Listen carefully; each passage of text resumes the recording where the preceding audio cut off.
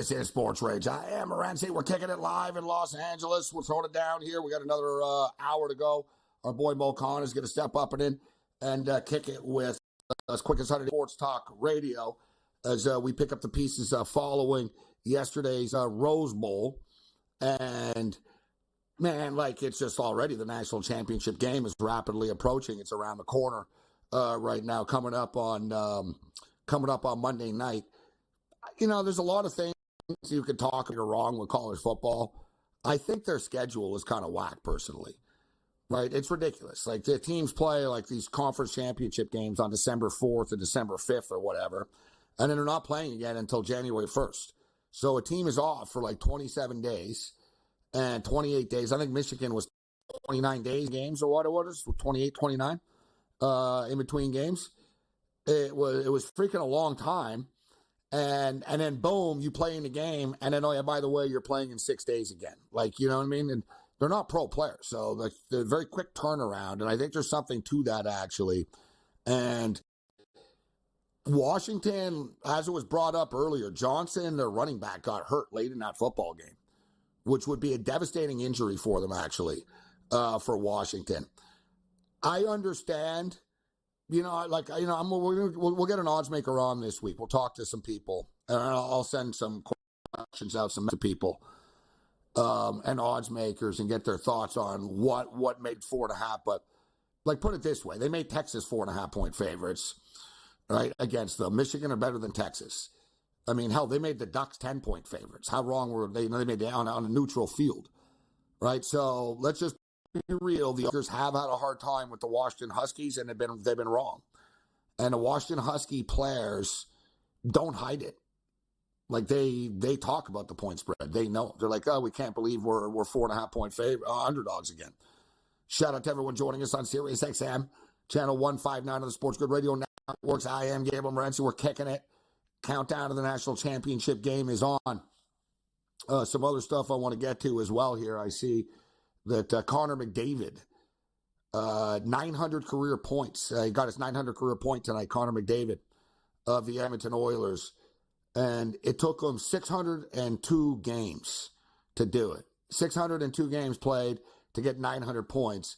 It's an incredible, like, average. You know what I mean? All right, like, wow. So you got 900 points, 600 games. So what, he's averaging 1.3 points per, like, super impressive. But just to put in context here, so Connor McDavid did this in 602. Wayne Gretzky did it in 385. Mary Lemieux did it in 463. Mike Bossy did it in 582. Remember we were talking about the greats the other day, and people talk about Gretzky and Lemieux, right? They are the two modern great offensive forces. You got Connor and, you know, Sidney Crosby and stuff. That's sort of a different era, but... And we brought up Mike Bossy. Like, so it was for the record, look at Mike Bossy's numbers. 582 games only to get to 600, to get to 900 career points. Peter Stastny, who's super underrated in the big picture, 589 games played. So congratulations to Connor McDavid. And tonight, too, we had Ovechkin and Crosby. And it was like the first time since 2007 the teams had played, two dudes that had 1,500 career points, were playing against each other. So it's like Joe Sakic and Jaromir Jagr, I believe it was. All right, so our boy Mo Khan is going to step up on it. We'll get back into the football. It's funny to see, like any talk show host can have trolls and dumbasses and stuff like that. And, you know, I think, like, people will, like, cheer against whatever team I like. Right, you know what I mean? And I get it, though. I like some unpopular teams, right? You know, the Dodgers are sort of like the new Yankees and a villain right now, so I understand people, if you don't like the Dodgers, I don't care personally whether you like them or not, right? But that's my point. I don't care. I don't really care what you like. And it's funny to see, like, the media. Last week, and I talked about it, Nobody picked Michigan, right, to beat Alabama, and very few were picking Washington to beat Texas. And now the same people, and I see, the Michigan have never faced a quarterback like Michael Penix before. Yeah, Michael Penix was in the Big Ten before, guys. I hate to blow your mind. What? He was? Yeah, he was on Indiana. Okay, so yes, Michigan has seen what Michael Penix is, and obviously he's got better talent and a great line around him right now. But it's funny, like I talked about, like CBS Sports, and I like CBSSports.com. Great website, and our boy Jerry Palm and everybody guys there. They had like 8 people. It was like 7 of them picked Alabama. I think like 6 of them picked Texas. And now I see everyone's picking Washington right now, which not everybody's picking. It's one of those deals where fans are picking Washington, but people in the media are all picking Michigan. Sort of like Alabama. You all loved Alabama so much, but Michigan ended up closing as a bigger, favorite than they were earlier in the week.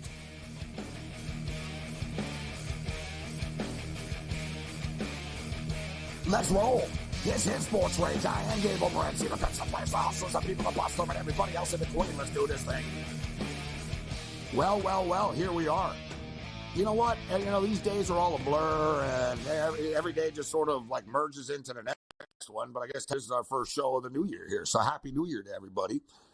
We started off our new year in Pasadena, California tonight. We're kicking into Hollywood, California this evening. Pasadena. Last night we were at the Rose Bowl. Absolute epic time. Now I'm not going to lie to you. The fact that I'm a diehard Michigan Wolverine fan and they won the football game made the experience better. But even if they would have lost, and I've been in a lot of events that I've lost, and I'm getting tweets from people that were like, "Hey, Morency, I was at the game too. I'm an Alabama fan, but it was a classic, and the atmosphere was special." There really is nothing like it.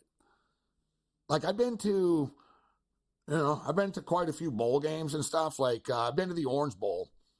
So I've been to the Orange Bowl, and it was a big time game. It was Oklahoma and Florida, Tim Tebow and Sam Bradford, the national championship game.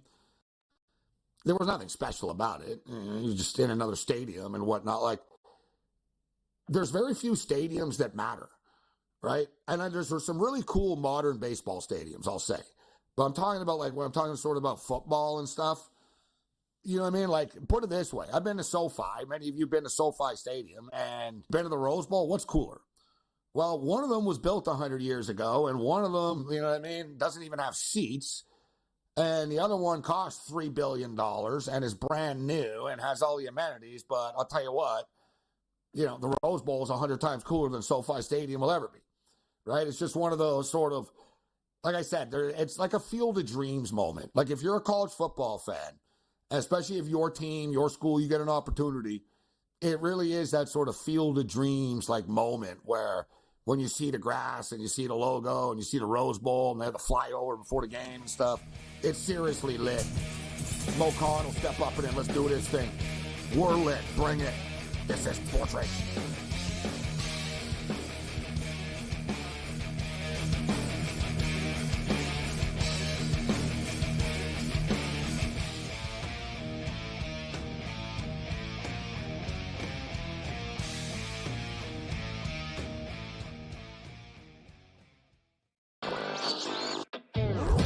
States to legalize sports betting and finally, quietly, legalizing the online portion. And that, of course, is Delaware. Delaware offered parlay cards through their lottery for years.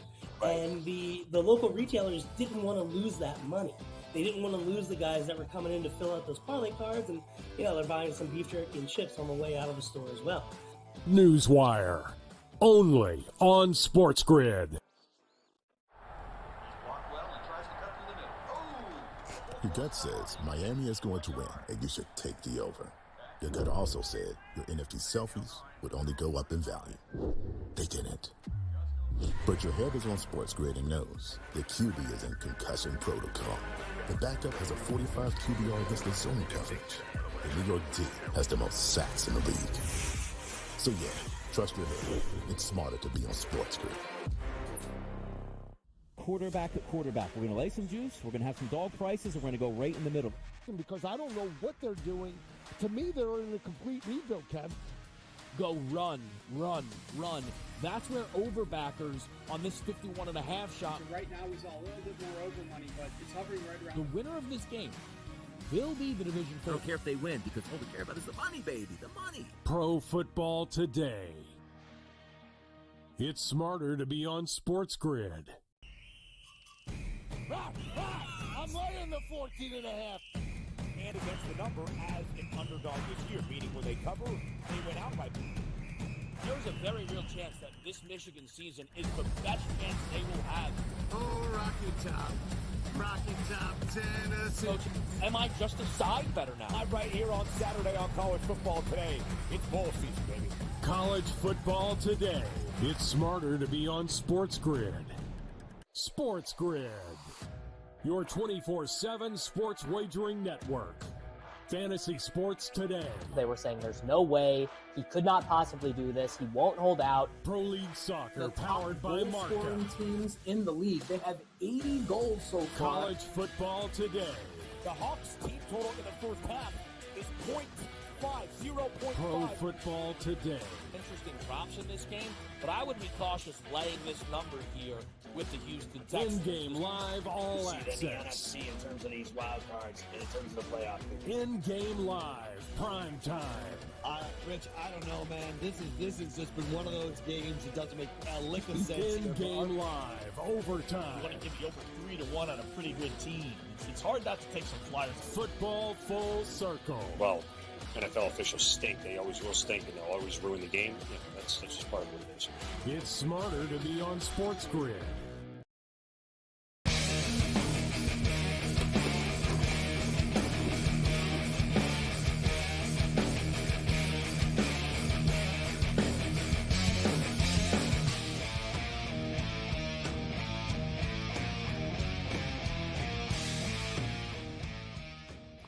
This is SportsRage. I am Gabriel Morency. We're kicking it following last night's epic Rose Bowl. And actually, I should bring this up, actually. We should probably alert the authorities right now and tell them to go see if there's anyone still stranded on the side of the mountain, something like that. Because I got to tell you, I saw like old ladies in heels. Like it was like Woodstock on the way out. It was like kind of muddy and it's all dark, so you don't know where the hell you are. There's no Wi-Fi service. That was quite an adventure. And I got to tell you, I saw Alabama fans, and Alabama fans were super cool and stuff. They were depressed as hell. Like they're standing on the side of the road. They're from Alabama. They're in California. Their phones don't work. They can't get an Uber out of there, and their team just lost. So Michigan fans didn't really care that they were stuck outside, like, you know what I mean? Because they were cheering and like chanting and hugging. It was like they won the chip, which is a little thing I want to get to, actually. Seemed like Michigan celebrated pretty hard. If you'll notice, Michigan, I know that they have that next game up mentality. And you know what? I don't have a problem with them enjoying the Rose Bowl win. But they really did. It sort of had the feeling. And even as a Michigan fan, I was there like we won the championship or something. And we didn't, right? There's one more to go right now. I put out a poll question earlier. Who are you taking? So I didn't even ask who's going to win the game. I'll do another one later in the week. I said from a betting perspective, who are you taking in the game? Purple Rain, and Prince is getting all kinds of love now because of Washington, but Purple Rain or Go Blue. Michigan are half-point favorites. This is amazing to me. 63.8% of you are taking the Washington Huskies at plus 4.5 points in this football game. I'm sure you were all the same people that took the Ducks when they were laying 10 to them as well. Let's bring in our boy Mo Khan, TSN statistician. Played football, hell of a wide receiver. Mo, always a pleasure, my man. Thanks for stepping up and in. Good to see you, Mo. Happy New Year, Mo. Happy New Year to you, Gabe. And first off, I was super happy that you got to watch two blue blood programs play in an iconic stadium in Pasadena at the Rose Bowl. I was super happy you got to do that. And it was a great game for all of those who are watching as neutrals on New Year's Day. Yeah, you know what? I appreciate that. And it's been a special year, actually. The Formula One in Vegas was super cool. Like, I've seen some special events. But the Rose Bowl, like I said, it's one of those Field of Dreams moments, the Rose Bowl.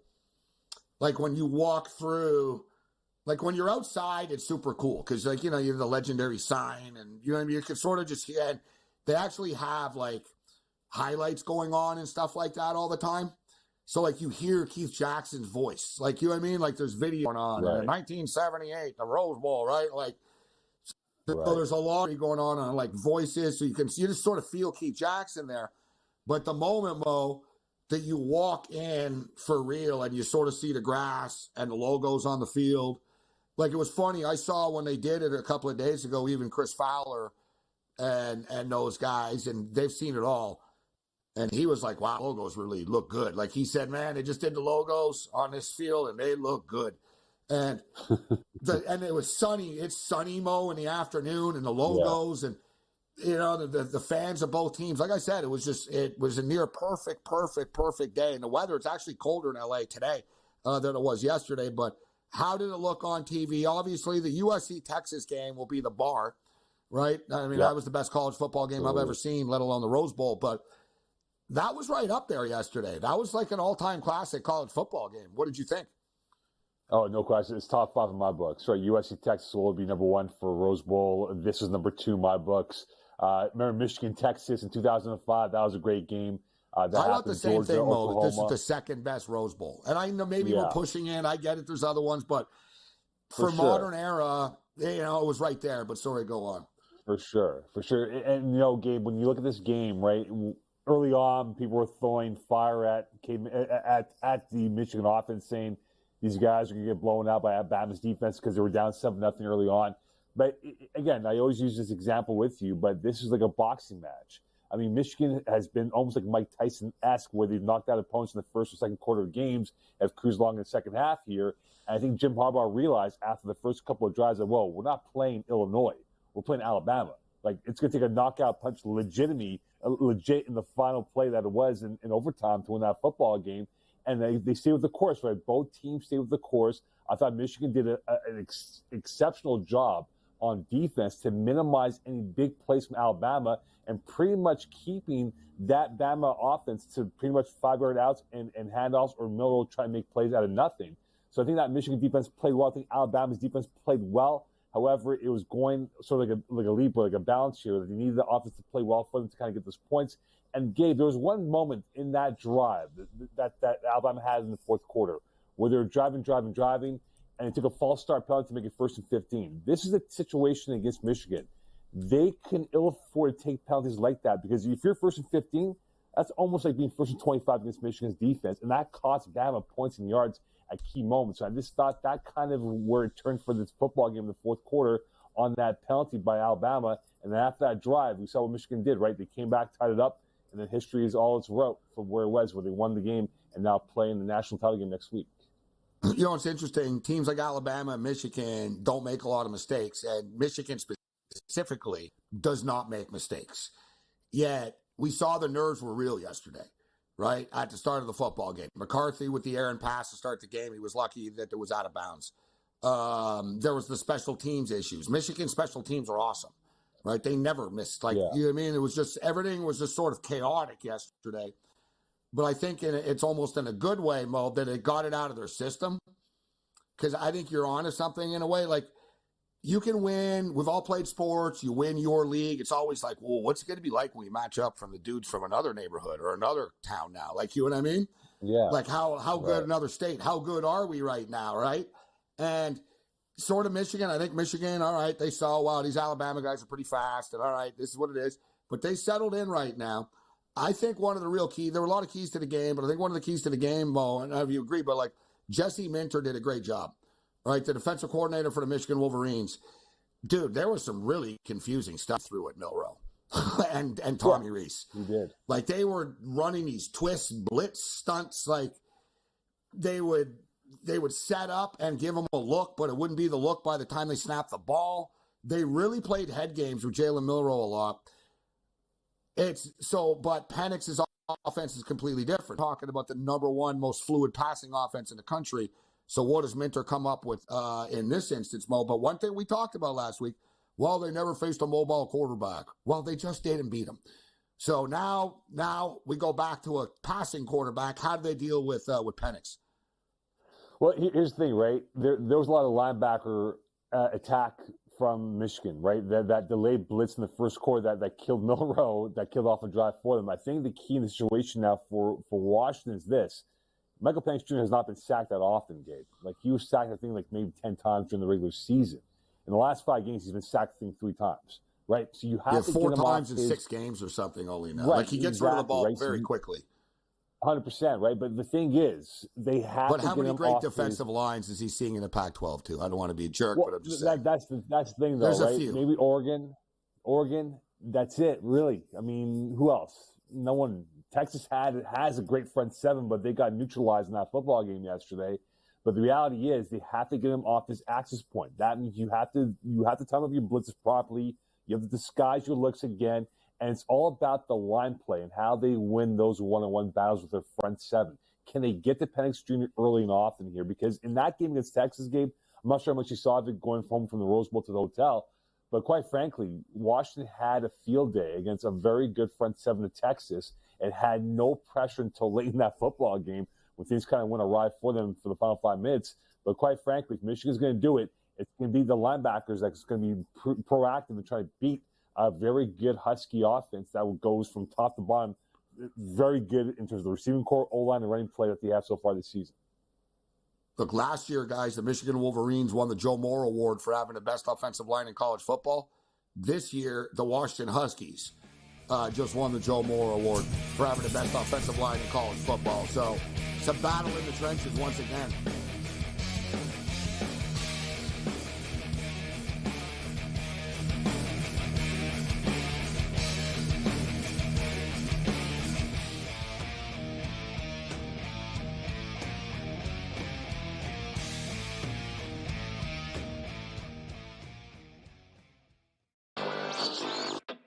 One of the first states to legalize sports betting, and finally, quietly, legalizing the online portion, and that, of course, is Delaware. Delaware offered parlay cards through their lottery for years, and the local retailers didn't want to lose that money.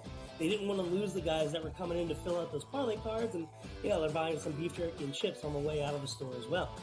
Newswire, only on SportsGrid. Your gut says Miami is going to win, and you should take the over. Your gut also said your NFT selfies would only go up in value. They didn't. But your head is on SportsGrid and knows the QB is in concussion protocol. The backup has a 45 QBR against the zone coverage. The New York D has the most sacks in the league. So yeah, trust your head. It's smarter to be on SportsGrid. Quarterback at quarterback. We're going to lay some juice. We're going to have some dog prices, and we're going to go right in the middle. Because I don't know what they're doing. To me, they're in a complete rebuild, Kev. Go run. That's where overbackers on this 51.5 shot. So right now he's a little bit more over money, but it's hovering right around. The winner of this game will be the division I don't care if they win, because all we care about is the money, baby, the money. Pro Football Today. It's smarter to be on SportsGrid. I'm laying the 14.5. And against the number as an underdog this year, meaning when they cover, they went outright. There's a very real chance that this Michigan season is the best chance they will have. Oh, Rocky Top, Tennessee. So, am I just a side better now? I'm right here on Saturday on College Football Today. It's bowl season, baby. College Football Today. It's smarter to be on SportsGrid. SportsGrid, your 24/7 sports wagering network. Fantasy Sports Today. They were saying there's no way he could not possibly do this. He won't hold out. Pro League Soccer, powered by goal Marca. scoring teams in the league. They have 80 goals so far. College Football Today. The Hawks team total in the first half is 0.5. Pro Football Today. Interesting props in this game, but I would be cautious laying this number here with the Houston Texans. In-game live all access. in terms of these wild cards and in terms of the playoff. In-game live, prime time. Rich, I don't know, man. This has just been one of those games that doesn't make a lick of sense. In-game live, overtime. You want to give you over 3-1 on a pretty good team. It's hard not to take some flyers. Football full circle. Well, NFL officials stink. They always will stink, and they'll always ruin the game. That's just part of what it is. It's smarter to be on SportsGrid.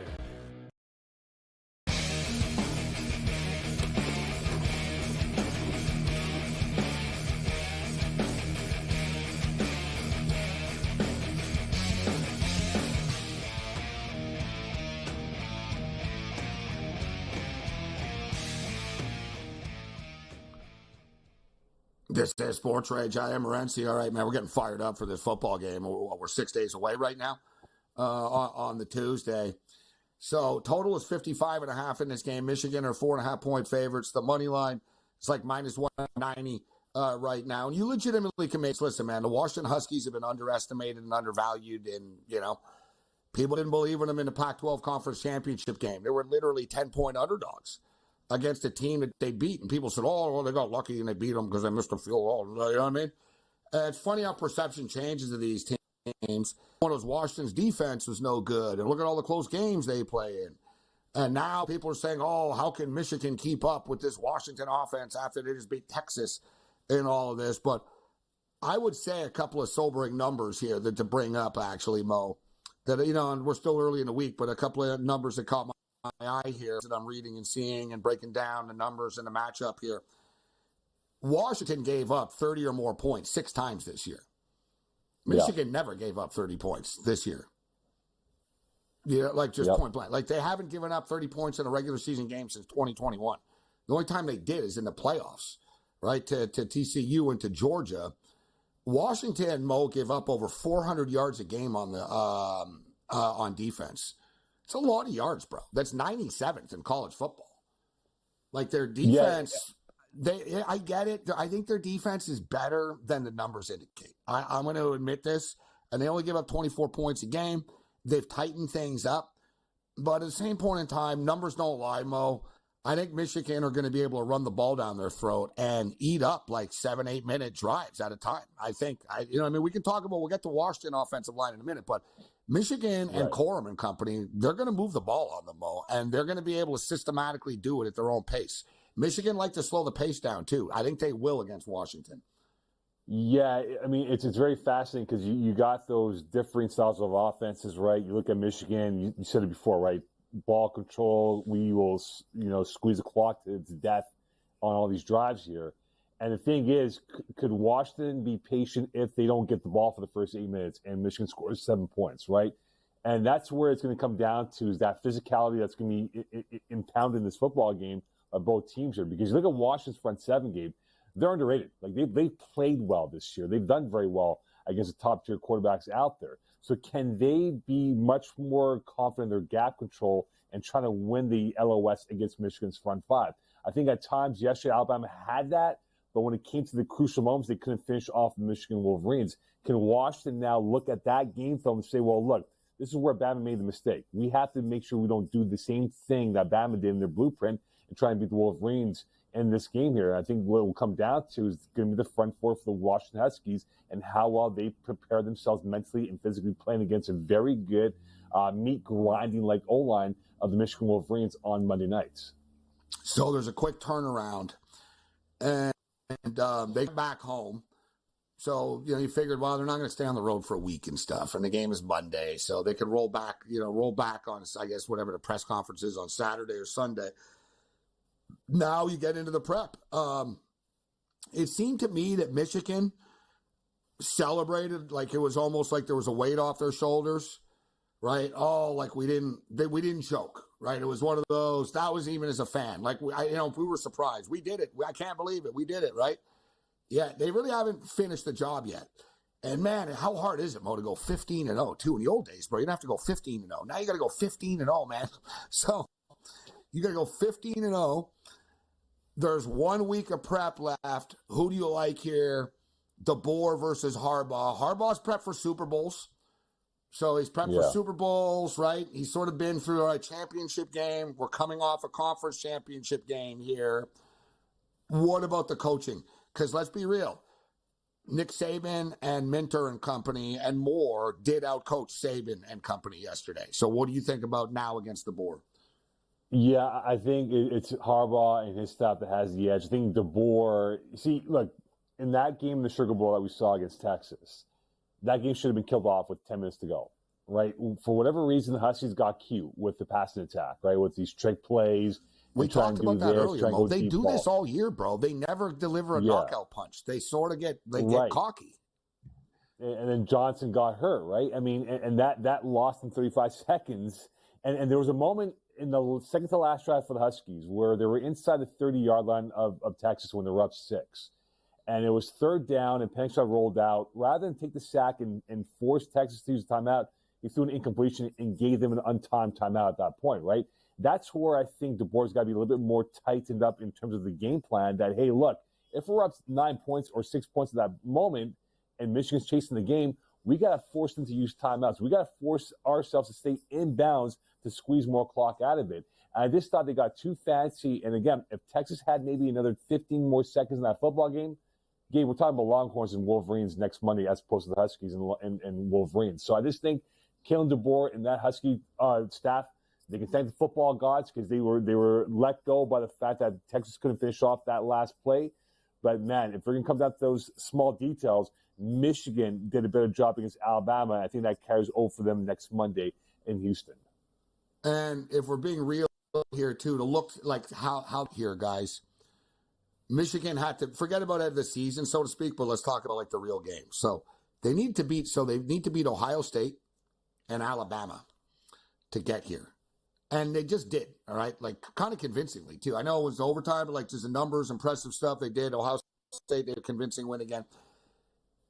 All right, if you're Washington, you beat Oregon twice. That's what got you here, right? You got to play the Ducks twice. It's the Ducks, bro. Let's not go crazy here, okay? When's the last time the Ducks won? Oh, yeah, that's right. So, right, they beat the Ducks, and then they got Texas. Michigan's path here has been a hell of a lot harder, bro. Michigan have faced tougher competition. Let's just call it out for what it is. Yeah, they have. I mean, Ohio State was like a quarterfinal game, right? Bama or Iowa's whatever, right off. But the Bama was the semifinal game, as we saw. But they've gone through a meat grinder of big hitters. Oh, yeah, not even bring up Penn State. Right, and that's sort of like the round of 16 game for them in a sense. But not to discredit Oregon or Washington, it was they played Oregon twice, but they haven't faced a meat grinder team like Michigan yet. And again, for Washington coming to this football game, I was looking at it before. Michael Penix Jr., when he played against Michigan as an IU player, had his best game. I think he went for 335, whatever it was, and 3 touchdowns. If you remember that COVID year in 2020, that was the game that started the force fire on whether or not Jim Harbaugh would be fired after that game losing to IU that it was. So I just think, look, for Michael Penix Jr., he's grown immensely from that moment to where he is today, and he probably will be a top 10 NFL draft pick down the road, which we'll talk about in the springtime. But I just think in this situation now, the key for the Huskies is going to be the health of Johnson, how he is as a running back, if he's going to play on the weekend, or on Monday night, that is, but also the 3 or 4-headed monster attack that they have at the receiver position right now. Gabe, there's one advantage that they have, the Huskies, is that they got game breakers, right? They got guys like a menu option here, whether you want to go deep, you want to go inside the numbers, outside the numbers. They have those type of pass catchers that can really keep Michigan's defense honest. So if they can win those one-on-one battles here, it really gives the Huskies a chance to maybe come up with a knockout blow in the fourth quarter. Mo Khan kicking with us. So, Mo, what's your pick for the national championship game? I got Michigan, man. I really think Michigan's on a roll. You mentioned at the top of this segment here where they got over the biggest mountain, which is Alabama, right? For years, the Big Ten, the SEC, Michigan can never beat the big hitters of the SEC. Well, now they've done it. Now the biggest challenge will be a forever rival in the Washington Huskies from years past in the Rose Bowl, which is a perfect conclusion to this season here, that you beat a team that has been a tradition of the Big Ten and Pac-12 for many years. And now here's their chance for Jim Harbaugh to lay down the final mic drop if he were to leave Michigan after this game and say, look, I brought back Michigan from the death of what it was to now becoming what it is, which is being the premier program in college football. And I guess that's the question. So what do you think happens? Let's say Harbaugh wins the championship on Monday night. Does he go back to Michigan, or does that make him say, like you just said, almost like LeBron with Cleveland, right? Hey, I won. I came back. I told you I was going to win a title for you. We won a title, but now I don't owe you anything. But Harbaugh loves Michigan through and through. I mean, he bleeds blue for real. He does. But at the same point in time, I know he has NFL aspirations. So let's use the if they win. So if J.J. McCarthy and Harbaugh win, are they back in college next year? No.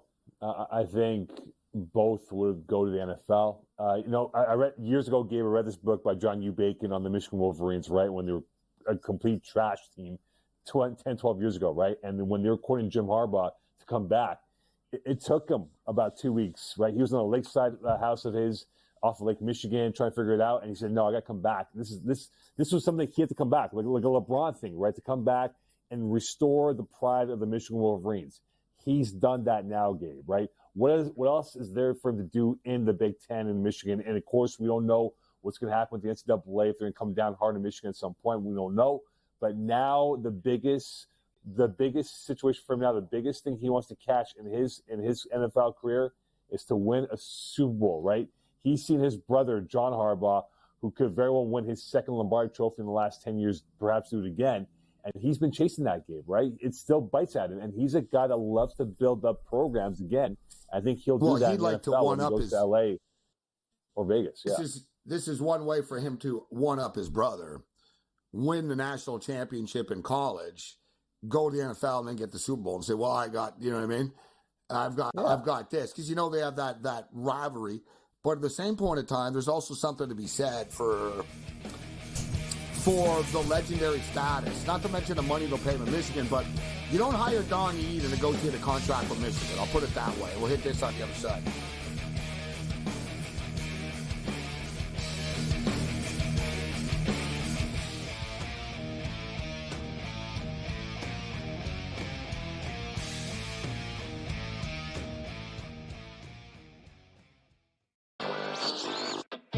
One of the first states to legalize sports betting, and finally, quietly, legalizing the online portion. And that, of course, is Delaware. Delaware offered parlay cards through their lottery for years. Right. And the local retailers didn't want to lose that money.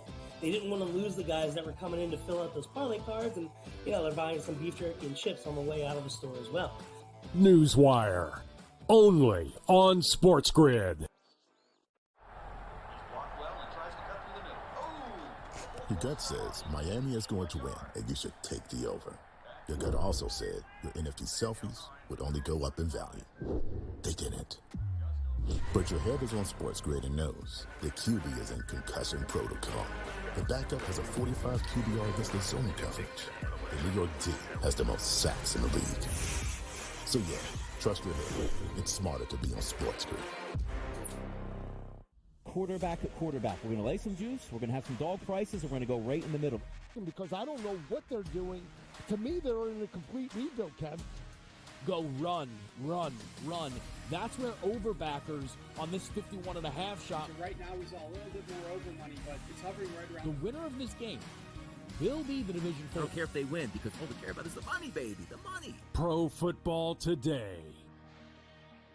It's smarter to be on SportsGrid. I'm laying the 14.5. And against the number as an underdog this year, meaning when they cover, they went outright. There's a very real chance that this Michigan season is the best chance they will have. Oh, Rocky Top, Tennessee. Coach, am I just a side better now? I'm right here on Saturday on College Football Today. It's bowl season, baby. College Football Today. It's smarter to be on SportsGrid. SportsGrid, your 24/7 sports wagering network. Fantasy Sports Today. They were saying there's no way he could not possibly do this. He won't hold out. Pro League Soccer, powered by goal Marca. scoring teams in the league. They have 80 goals so far. College Football Today. The Hawks team total in the first half is 0.5. Pro Football Today.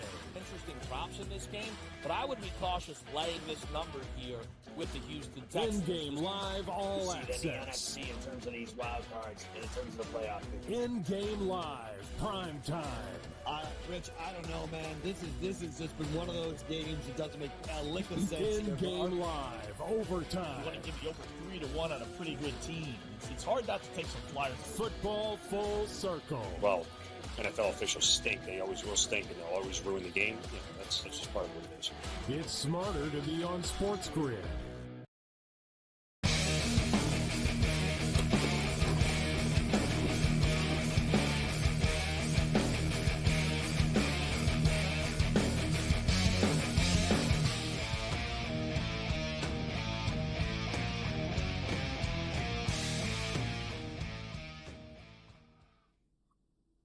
This is Sports Rage. I am Morency, quickest 100 minutes in sports talk radio. Shout out to all of our guests for joining us this evening. Our boy Mo Khan in the house. All right, we spent all this time talking about this. I want to get into some NFL football with Mo as well. But so the whole thing with Harbaugh is, I get the feeling he's going to go to the NFL. Like I said, the fact that he hired Don Yee was Tom Brady's agent. Don Yee only represents really big people, and Harbaugh wouldn't need Don Yee to negotiate a deal with Michigan. He's got representation already, and he's got a relationship with Ono and with the school. So he wouldn't bring Don Yee in to squeeze Michigan. He can do it himself. He'd bring Don Yee in to deal with NFL teams. And I was supposed, Mo, that's sort of the word that if you're an NFL team, call Don Yee, right? If you want to deal with Harbaugh now, you got to go through him. He flirted with the Vikings before. I think in the past, though, Mo, he wanted Michigan to love him more and get money. You know what I mean? Yeah. So, and he did. Yeah. He was insulted and you know what I mean? Ono's been really nice to him and defended him through all this stuff. But you brought it up. The NCAA hasn't suspended him yet. They haven't even gotten to him yet. The Big Ten got him. Michigan themselves did it themselves and said, listen, why don't you just sit back for a few games and maybe it'll chill everybody out. It didn't. The NCAA is coming after him, bro, next year. They're going after Michigan. Now, most so much power as they like to pretend they do, right? They could screw around with this and that. But Michigan's schedule is super hard. You have this new thing coming, the new world of football. So, you know what? I think if Michigan wins, it really wouldn't shock me if Harbaugh goes to the NFL. But then I ask myself, where and why? And, people always assume that he would like Herbert. Maybe he doesn't like Herbert. Maybe he thinks Herbert's not good. You know what I mean? Maybe he's I don't know. Maybe I don't like this guy as a QB. People just assume because they like Herbert that, Harbaugh like Herbert. Another thing is, too, the Spanos family has never spent money on a head coach, bro. They're not spending. Harbaugh's got $22, $25 million a year. There's not a hope in hell, okay? There's not a hope in hell, bro, that the Chargers pay him that. The Raiders, you're a Raider fan. Yeah. I mean, for all the talk about Mark Davis not having money all the time, he certainly seems to find money to pay coaches. He hasn't he, in the past? Yeah, he has. And we're saying off air, Gabe, right? If you're Mark Davis, can you accept the fact that if Harbaugh goes to the Chargers, you're going up against Harbaugh, Andy Reid, Sean Payton, if you retain Antonio Pierce as your head coach, right? It's like going to a gunfight with a spoon pretty much. And I think, for the Raiders right now, with where they're at, let's look at it from this perspective. Let's say they end up with the 10th pick in the NFL draft, right? McCarthy should be available at number 10. If Harbaugh's hired by the Raiders, the biggest thing is quarterback. And he's going to trust his guy in McCarthy. And I'm not saying that's going to be the case, but would he pass McCarthy if he knows what he has in him to be the future franchise quarterback, which for whatever NFL team but he can't control it. Like you said, he can't wait to the draft to say, I'll do it if you draft McCarthy or not, because he can't guarantee that they're going to get him, right? But I thought the same thing. I thought the same thing. I think he would do it. If the Raiders offered him the job and he told him point blank, J.J. McCarthy will be the quarterback of this team and I will be the coach of this team, Mark Davis would do it, right? Mark Davis say, God bless you, sir, let's go. Rock and roll. But they can't control that. Then you get into J.J. McCarthy. His stock has climbed. I've always known how good he is. He's a special person, Mo. He's just one of those leaders. He's got a lot of Joe Burrow in him to me. I was projecting, I said sort of that 12 to 17 NFL first round, 12 to 17 zone. He wins the national championship. He's going to go higher than that. What do you think? What's your take on this? Well, we spoke about it a few weeks ago, Gabe. I believe there will be 5 quarterbacks that go in the first round. I think there'll be 4 in the top 15. I think there will be teams that'll try to trade up into the top 15. I know we can't forecast who's going to pick where yet, but Gabe, you know how this operation works, right? We see teams who are on that fence. Do we move up? Do we move down? Do we stay pat with where we are? But come Combine Day, Pro Days, the whole nine, a team will fall in love with someone, and they'll move up to get that quarterback. So there will be a team somewhere on the outside of the top 15 that would say, we love McCarthy. Can we move up to maybe 12, 11, 10 to get him if he's available at that point? So, Gabe, this year compared to last year. You're right. Some other team. Exactly, right. Under the rate, yeah. Right. And like last year, Gabe, where we didn't know which quarterbacks would go where, I think this year we have a better blueprint of who's going to go where in terms of the selection of where the top 10 will be. But I think there'll be more buyers trying to get into the top 10 to get themselves a potential franchise quarterback, being how deep it is for this position class. And we can't guarantee anything, but I get the feeling that the Bears are going to hang on to Justin Fields. Fields has played well. The fan base wants it. They're chanting, "We want Fields." Like the players, DJ Moore said, "Man, Fields is better than these two kids coming in the league, right?" So what are you all talking about? I know that's not a decision right there, but I sort of get the feeling it's going to how it plays out. But let me get your picks, Mo. Time always flies when you're on. We appreciate your time. Happy New Year. But what do you think about some of these big games in the NFL this week? And let's start off with the Buffalo Bills and the Miami Dolphins. Man, Buffalo hasn't lost since that Philadelphia Eagle game. What do you think about this one? Division, they could go from like being not in the playoff, being like hosting a playoff game. Yeah, I got the Bills, Gabe. I think they'll be the 2 seed. I think we're going to have a KC, Miami 3 versus 6 matchup for wildcard weekend next week. What a difference it makes. You basically get the Colts. You host the Colts or you go to the Chiefs. That's what we're playing for almost, essentially. Yeah. But we forecasted, though, Gabe, right? We said it took 2 glitches from Miami, and it happened. Now Buffalo can have a chance to make themselves back in that position. Yeah. I knew it, too. I was like, don't worry, Baltimore will be the one, guys. Baltimore will knock off Miami. It'll just set up perfectly for Buffalo after. Okay, so who would have ever thought that there's just so many crazy quarterback scenarios in the NFL this year, but the Houston Texans and Indianapolis Colts fighting for a playoff spot. Gardner Minshew versus C.J. Stroud, playoff spot on the line. I got the Texans. I think right now the defense is a little bit more stable. I know even Houston's on the road, offense is a little bit banged up. Yeah, I just think Stroud has that DNA, Gabe, to go into someone's backyard and beat you up to get that win, right? I think Houston's defense has a lot more stability right now than where Indianapolis was. Indy had problems against the Raiders. Okay, Gabe? Like they had problems against a Raider offense that couldn't move the ball at all. And that's where I think it comes down to is that Stroud can move the ball. And even though they're banged up, Houston's offense here, I just think that they have a little bit more going for them right now with momentum in their backside. All right, the Pittsburgh Steelers need to win. If the Steelers lose, the Bills are in the playoffs. Actually, that's one thing with the Buffalo Bills. So the Bills could win a division if they win. If they lose, they could still get in, but they could potentially not get in. Like the Bills could get into the playoffs, guys. If let's just say hypothetically they lose to the Dolphins, the Bills, except they would already know going into the game. So if the Steelers or Jags lose, the Bills make the playoffs, no matter what happens. So just for the rest. So the Steelers, Mo, are playing the Ravens. Ravens locked up home field, but I don't know if that matters. Like, seriously. Like, so if they don't play their starters, Mo, that's 19 days off in between games for Lamar. I think that's like too long. I don't think Harbaugh's comfortable with that. The other Harbaugh, I don't think he's comfortable with that. And another thing is, even if they do sort of play the backups in the second and stuff, the Baltimore Ravens won 24 straight preseason games. Like, you know what I mean? Like, they don't do meaningless games. Like, you know what I'm saying? Like, this is no cakewalk for Baltimore, even if Baltimore don't play their guys in the second half, in my opinion, Mo. What's your take? Yeah, this is a tricky game, Gabe. I'm surprised with the line and all that, with what's going to happen, right? But the thing is, for Baltimore, is that they're banged up, Gabe. Right? Their O-line's banged up right now. They need to get healthy going towards the playoffs here. The receiving core has been banged up.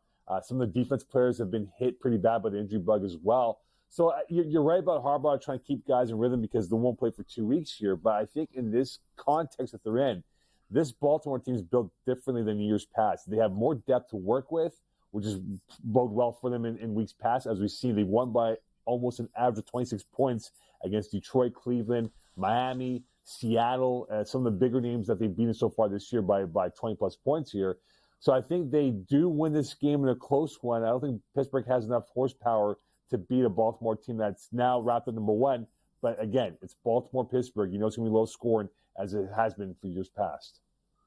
A big game this week for the Green Bay Packers. Packers win and they're in. They're in the playoffs. They win this football game against the Chicago Bears. They're only 3-point favorites in this game. So the odds makers aren't thinking like this is some sort of easy game for the Green Bay Packers. We know they play football down the stretch. Won 4 of their last 5 games. Here you have division rivals. The Packers have historically owned the Bears. What do you think about this one? Will the Bears play spoiler or do the Packers get it done? I think the Bears play spoiler, Gabe. You think about the first time when they played each other in Chicago, right? Everyone wanted Eberflus to be fired, Justin Fields to be sent packing down to wherever he's from in Georgia. and people were going bonkers, right, in Chicago, how bad it was. But you look at the Bears' defense the last 7 weeks of the regular season, they're pretty much top 3, if not top 5, in every key statistical category for the defense side of the football. And that's where I want to know for Green Bay, because they're banged up at the receiving core coming into this football game. That secondary for Chicago, very underrated. Stevenson, Johnson, they've been playing great football. That front four with Montez Sweat on and coming off the edge against a banged up Packer O-line could have a field day against Jordan Love. I think the Bears come away with a big win, and that will put more question marks for Ryan Poles on what he does with Justin Fields and the direction the Bears take towards their offseason. We've spent so much time, you, me, and so many of my guests have spent so much time talking about the Bears and the pick and what happens. I'm getting the feeling they're going to keep Fields, bro. I think they're going to keep Fields. They're going to trade the pick. And basically like they did last year. They got 2 first-round picks out of it, and they got DJ Moore. They'll be able to get more for Caleb Williams, right? And just stockpile these players without even going too low, like trading down that much. Because, there'll be a team 4 or 5 or something like that, or 3 that'll be desperate to say, no. Yeah, we want Caleb Williams. We're going to get 3-4 years of first-round picks or whatnot. And they'll be like, sure, okay, right? I was going to say quickly, Washington, right? Local kid from the DMV. The Commanders are the team to watch out for. You're right. You're bang on. Caleb Williams is from the Washington, D.C. area. Tampa's a little thing. We got about 2 minutes here, Mo. Tampa Bay, Carolina, Atlanta, and they're all alive, kind of. You know what I mean? It's just weird. So basically, if Tampa wins, they're in. If Tampa loses, then the winner of Atlanta or the Saints win a division. That's the quickest and best way of putting this. So, I got Tampa. The Saints and Falcons are playing, but they need Tampa to lose. So if they lose, one of them is getting in, but Tampa's playing Carolina, bro. What's your take? You got Tampa? I got Tampa. I know it was a skunk of a game that they had against the Saints last week at home. I think Tampa rebounds from it. I think they're a better football team. They just came out with lethargic against the Saints. I think the Panthers have nothing to play for, as we know, on the field, off of it as well.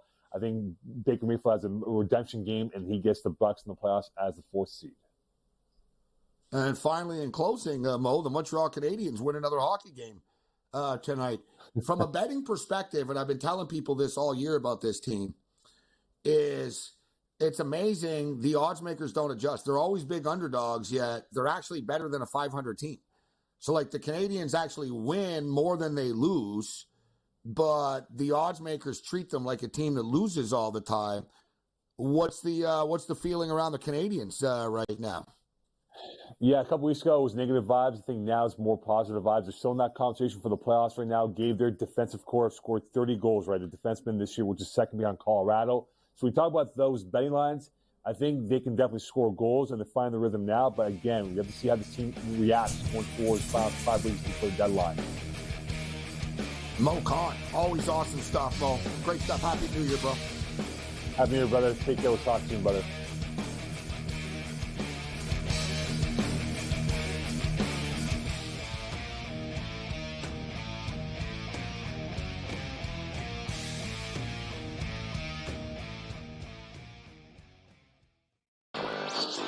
One of the first states to legalize sports betting, and finally, quietly, legalizing the online portion, and that, of course, is Delaware. Delaware offered parlay cards through their lottery for years, and the local retailers didn't want to lose that money.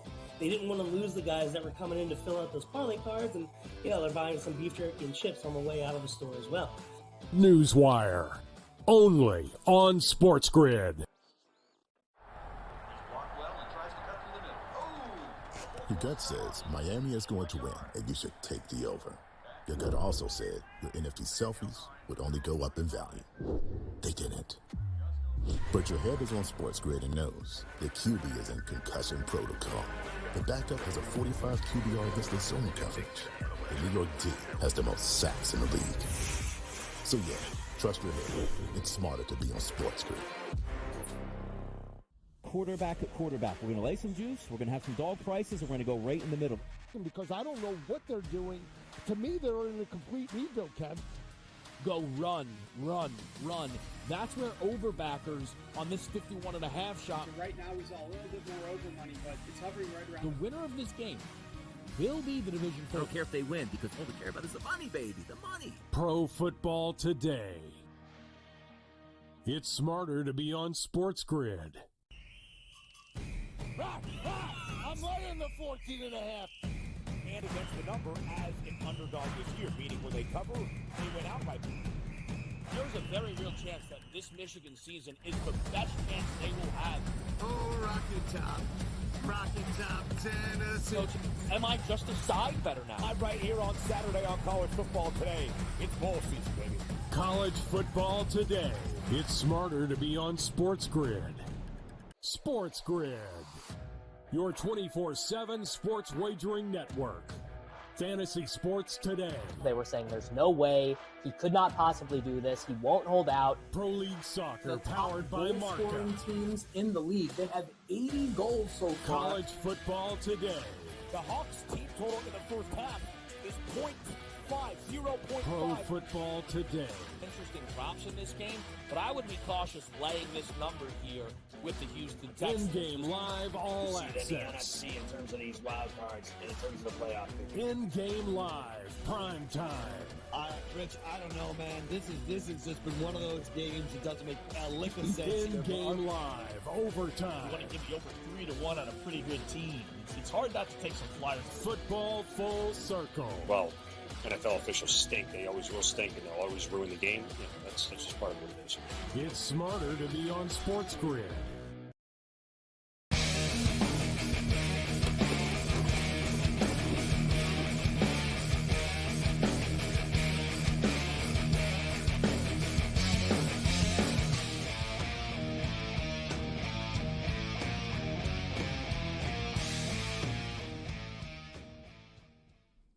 We got a great week of football coming up. A lot of meaningful NFL football games this week. The national championship game, although it's always a little sad knowing things are sort of coming to an end. Sundays, as we know it, will be no more. We've got one more Sunday of chaos coming up in the National Football League, and we've got some games on Saturday.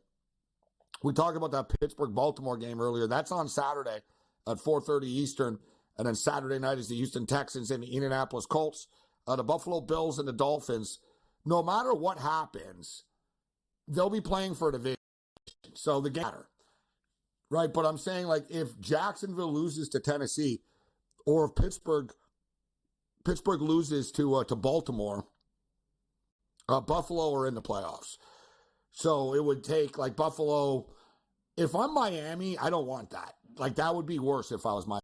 I mean, like, if you're Buffalo, think about it. Like, you would much rather know, listen, even if we lose this game tonight, we're in the playoffs. But if we win the game, we're hosting a playoff game and we win a division. Right? As opposed to, if we don't win this game, we're not making the playoffs. Right? Like, the Bills, it's pretty crazy the situation the Bills are in. It's fascinating, too, because the Bills are like the fourth choice to win the Super Bowl, yet they're not even in the playoffs right now. Like I said, like, the Bills could win a division. They could be a 7 seed. They could be a 2 seed, like, or they might be a no seed and not even get in. There's a lot of different scenarios that could happen for the Buffalo Bills still. They're 3-point favorites against the Dolphins. The people are, like, locked in. The odds makers believe. Listen, the Dolphins are kind of a beat-up football team. Tua's injured. Waddle's probably not going to play.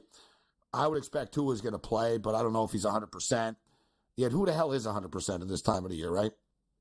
And Josh Allen got a stinger late in that football game yesterday, too. So we focused a lot on the college. We'll continue to talk college all week, but we'll get into the NFL as well. Wednesday, we always got a lot of NFL talk with Brady Cannon, Paul Bovey and company, Ian Cameron. Shout out to our boy Tommy and Master Control. Shout out to everybody that we saw yesterday at the Rose Bowl. Matt, you're on your own. Later.